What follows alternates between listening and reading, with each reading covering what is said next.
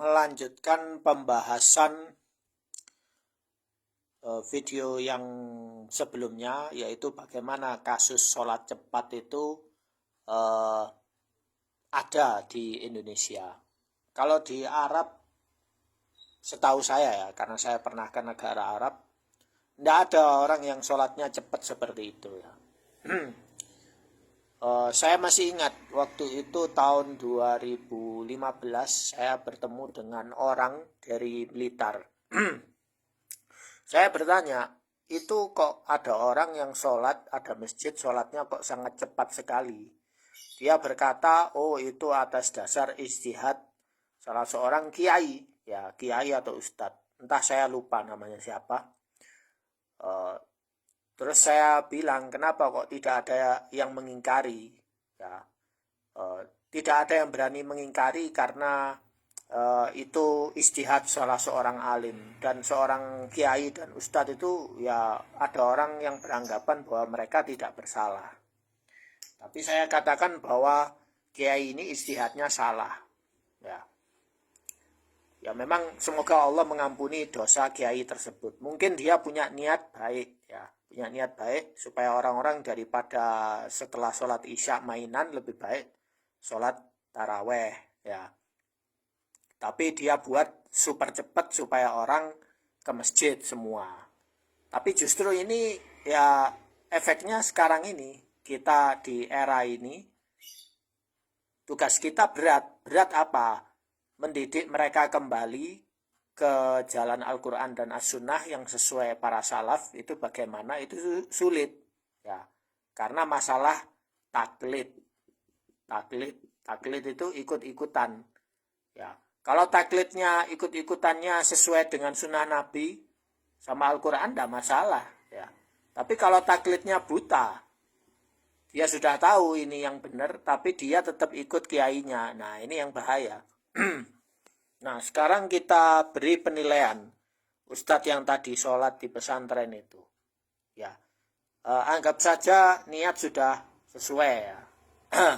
Kemudian dia berdiri sudah sesuai ya, berdiri ya. Kemudian takbiratul ihram ya sudah sesuai ya. Kemudian nah masalahnya di sini surat Al-Fatihah. Nah ini surat Al-Fatihah dia bacaannya tidak lolos, ngawur.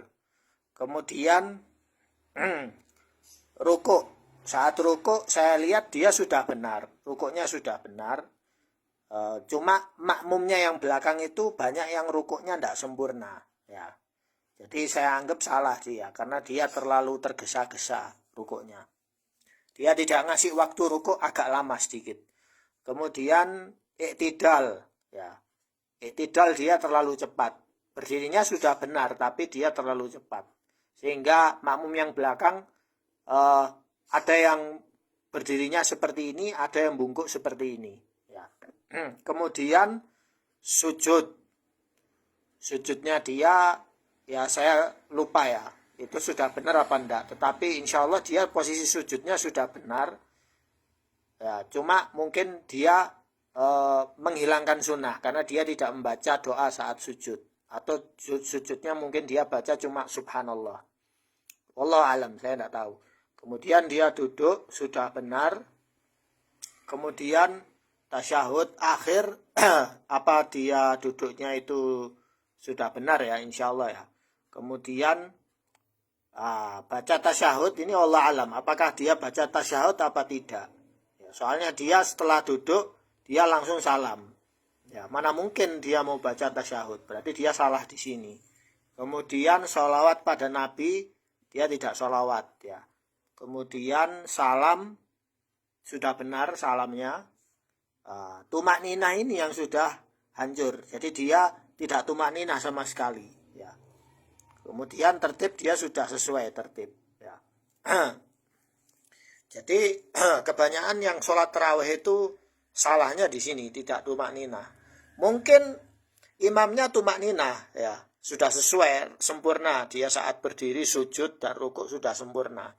Cuma makmumnya tidak bisa tumak ninah. Kenapa? Karena posisi imam ini pergerakannya terlalu cepat ya, sehingga makmum ini mau tumakninah sudah tidak bisa Ya, Anda coba cek video saya yang pertama, bisa dilihat itu. Banyak makmum yang tumak ninanya berantakan karena imamnya terlalu cepat gerakannya. Nah, di sini akhirnya apa? Yang terjadi adalah sholatnya tidak sah. Tidak sah. Artinya apa? Batal. Kalau sudah batal harus mengulangi sholatnya. Ya, harus diulangi sholatnya. Nah, sekarang karena ini sholat bukan sholat fardu ya. Ini sholatnya sholat sunnah. Taraweh. Ya, taraweh. Sholatnya sholat taraweh. Ya, taraweh. Ya. Kemudian dia saat sholat itu cepat, kemudian salamnya juga cepat. Nah, ketika sholatnya ini cepat seperti itu, nah, apakah dia harus mengulang apa tidak sholatnya? Sebagian ulama mengatakan kalau orang sholat sunnahnya ngawur, dia harus mengulang. Ya, kalau dia tidak mengulang, dia berdosa, terus dia tidak dapat pahala. Berdosanya apa? Berdosa karena dia tidak tumak ninah. Ya, memberi contoh kepada makmum hal yang sangat buruk. Ya, bukan dia dosa karena tidak sholat taraweh, tidak. Sholat taraweh itu sunnah muakkadah, sunnah ya. Jadi kalau tidak sholat taraweh, tidak apa-apa, tidak berdosa. Tapi dia sekarang sholat taraweh, plus dia membuat dosa. Dosa apa? Ya, ngawur dalam pergerakannya di situ. Nah, jadi ini ya, kalau kalian ingin paham bisa cek buku-buku kitab fikih ya. Kita kembalinya ke dalil, bukan ke ijtihad. Kalau ijtihadnya benar, tidak akan melanggar hal-hal rukun seperti ini ya. Seperti itu ya, semoga jelas.